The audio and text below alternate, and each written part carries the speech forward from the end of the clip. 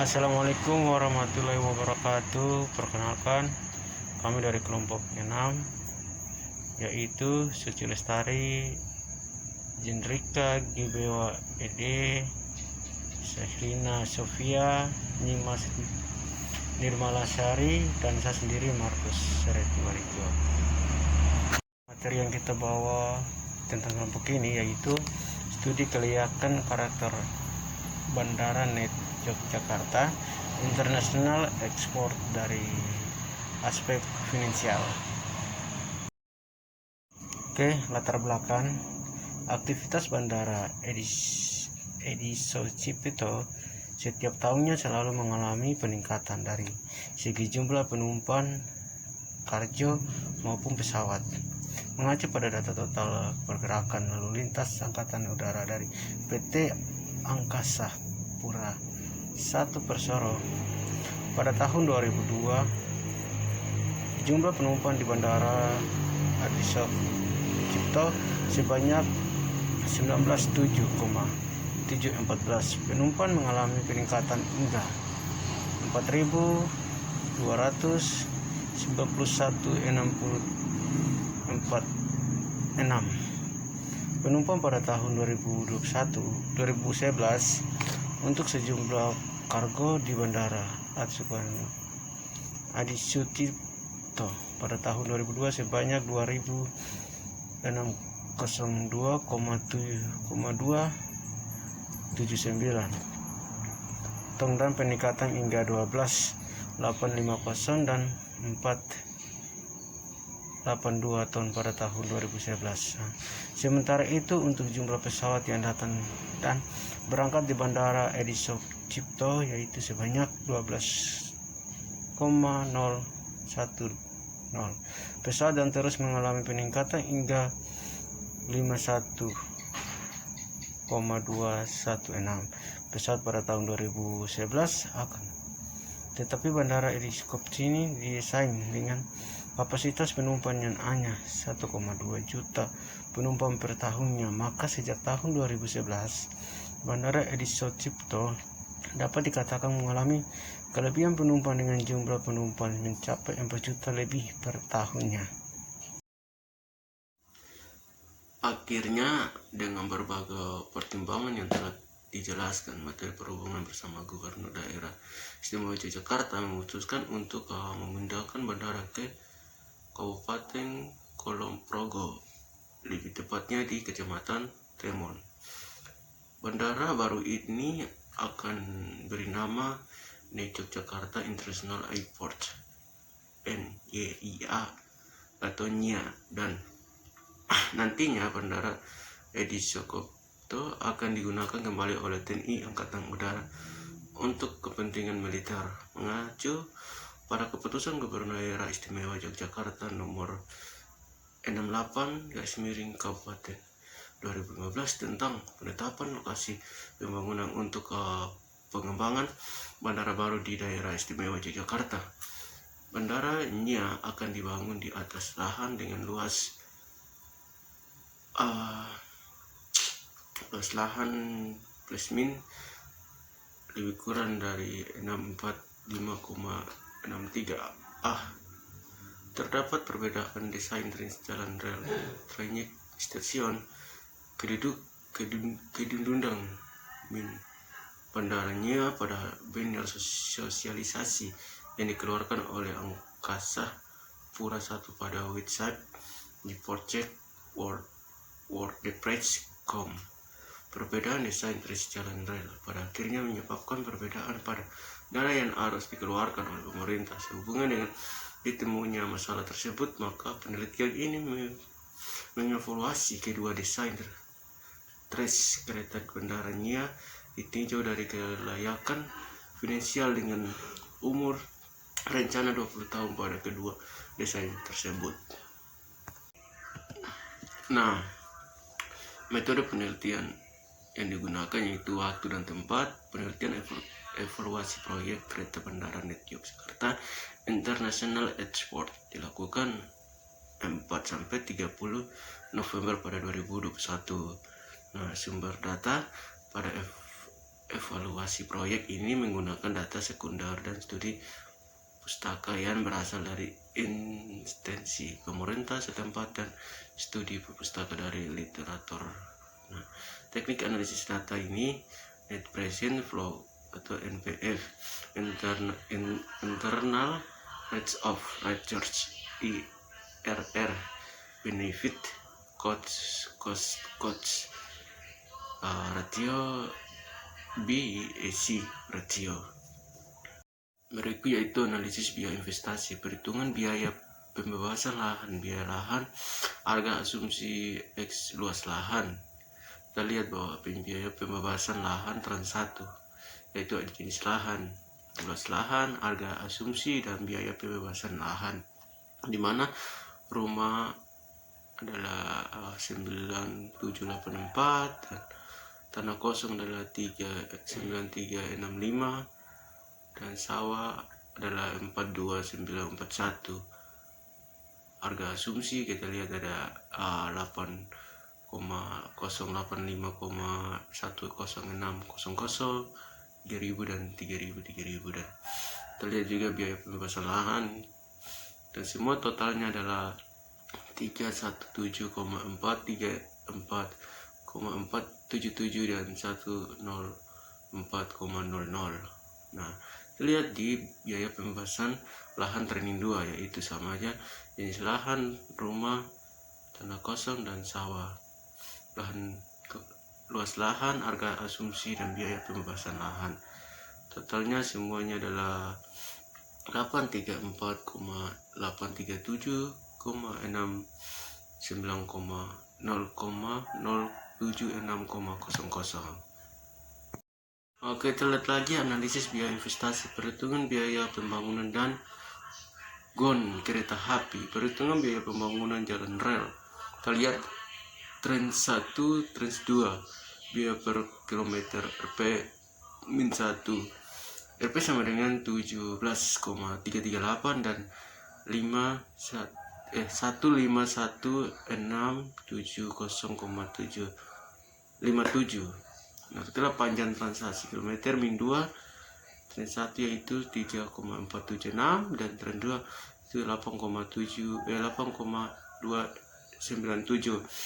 Biaya pembangunan yaitu X min X 1 X2, di mana Rp sama dengan 60,206,415,2,006,90 dan trans 2 adalah 14,3,85,4,644 dan 410,72, di mana kita lihat pembangunan flower untuk trans 1 dan 2 dibutuhkan karena adanya perlintasan antara jalan raya dan jalan rel. Namun dikarenakan kebutuhan flower untuk trans 1 dan 2 adalah sama, maka biaya flower dapat diabaikan. Biaya wagon kereta api menggunakan asumsi daya beli yang pembelian kereta medium jalannya itu sebesar 9,839,505,627,42 setelah disesuaikan dengan investasi untuk tiap unit wagon kereta rel di Ensel Indonesia Aceh buatan PT IKA dengan kapasitas 68 penumpang atau unit Virgilia dan Legowo 2013. Masuk lagi analisis biaya investasi, perhitungan total biaya investasi yang dikeluarkan yaitu satu jenis biaya trans 1 dan trans 2 itu biaya pembebasan lahan. Kita lihat berapa, ada itu terakhir kok 104,00 dan trans 2 adalah 076,00. Kita lihat di A2 itu biaya pembangunan jalan rel yaitu 2,6,90 dan trans 2 adalah 41072. Nah, sedangkan biaya pembangunan flyover adalah 198,97 trans 2 adalah 198,97 sama. Nah, kita lihat biaya Wagom adalah 66,20 dan 66,20 sama. Nah, untuk totalnya trans 1 adalah 667,501,176,07 dan trans 2 yaitu 1,264,491,541,351,89. Rekod analisis kelayakan finansial perhitungan net present volume. Nilai NPF per tahun trans 1 kita lihat dari tahun 2018 sampai 2039. Jadi ada peningkatan. Situ kita lihat total benefit tahun pertama hingga sampai tahun ke 2020. Nah, jadi lihat lagi total cost, total harga, present worth benefit dan present worth cost. Totalnya yang diperlukan present worth benefit adalah 12,18,256,548,287,50 dan present worth cost adalah RP 1,226,649,251,239. Dari dianalisis present finansial nilai NPF per tahun trans 2 sama aja dari 2018 sampai 2039. Totalnya 12,018,256,548 dan 287,50 dan present worth cost sama dengan 1,226,649,251,239. Nah, dilihat dari kedua tabel di atas, nilai NPF untuk trans 1 adalah sekitar 10,791,607,297,048,50 dan nilai NPF untuk training kedua adalah 10,33,698,097,720,70. Maka dengan metode NPF trans 1 dan 2 kereta bandaranya layak secara finansial, namun trans 1 memiliki nilai kelayakan yang lebih baik dari trans 2. Dari hasilan tadi, perhitungan benefit cost ratio adalah perhitungan benefit cost ratio dilakukan dengan cara membandingkan besar dan daya investasi koesian penempatan benefit kereta bandaranya. Berikut adalah hasil perhitungan benefit cost ratio untuk kedua rates. Dilihat dari kedua tabel di atas, maka BCR untuk trans 1 adalah sebesar 9,797 dan BCR untuk trans 2 adalah sebesar 6,626. Nah, maka dengan metode BCR trans 1 dan 2 kereta bandara layak secara finansial, namun trans 1 memiliki nilai kelayakan yang lebih baik dari trans 2. Ke perhitungan internal rate of return. Analisis internal rate of return merupakan tingkat pengambilan NPF pemasukan sama dengan NPS pengeluaran. Analisis ini dilakukan dengan cara membandingkan nilai suku bunga yang menyebabkan nilai NPF sama dengan 0 atau mendekati nilai 0. Berikut adalah hasil perhitungan IRR untuk res 1 dan 2. Hasil perhitungan IRR untuk res 1 kita lihat di situ dari 2019 sampai 2039. Totalnya NPF sama dengan 6,657,436,23 dan payback periode adalah sekitar 0,0. Lagi perhitungan internal rate of rates, hasil perhitungan IRR untuk Trans 2 yaitu sama saja dari 2009 sampai 2039, totalnya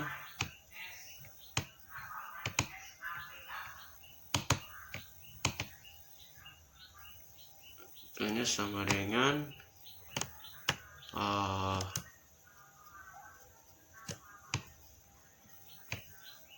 647 dan 6. Sedangkan untuk payback bridge all sama dengan 00. Nah, berdasarkan hasil perhitungan IRR di atas,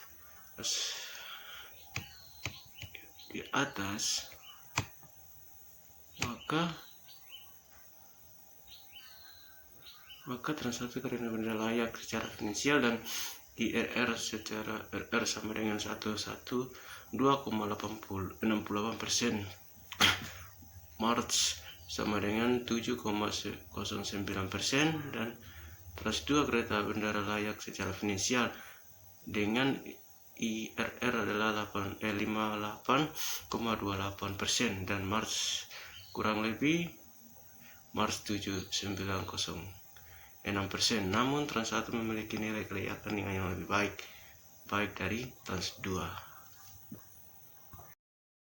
Baik dari kesimpulannya adalah berdasarkan hasil analisis, maka dapat disimpulkan bahwa hasil perhitungan travel time dan travel cost jumlah penumpang kereta bandara NIA sebanyak 77,89% dari total penumpang di bandara NIA. Hasil perhitungan biaya pembebasan lahan, perhitungan biaya pembangunan jalan rel dan biaya wagon kereta api, total biaya investasi untuk Trans 1 adalah sekitar 544,973,487,977,10. Sedangkan total biaya investasi untuk Trans 2 adalah Rp 1,45,930,930,152,92. Nah, perhitungan kelayakan secara finansial menunjukkan nilai NPF untuk Trans 1 adalah sekitar 10,791, 607, 2,297,048,50, sedangkan nilai SPF 2 untuk Trans 2 adalah 10,339,668,097 dan 72070. Nilai BCR untuk Trans 1 adalah sekitar 9,797, sedangkan nilai BCR untuk Trans 2 adalah sekitar 6,626. Nilai IRR untuk Trans 1 adalah sekitar 68%, sedangkan nilai IRR untuk Trans 2 adalah 58,28%. Berdasarkan perhitungan layak secara finansial, Trans 1 kereta bandara memiliki nilai kelayakan finansial yang lebih baik dari Trans 2, dan analisis kelayakan finansial menunjukkan bahwa proyek kereta bandara NIT Yogyakarta International Airport layak untuk dijalankan. Baik, sekian dari kami kelompok 6. Kurang lebihnya mohon maaf apabila ada salah-salah kata yang menyinggungkan atau kata-kata yang kurang bagus dengarkan, kami mohon maaf. Terima kasih.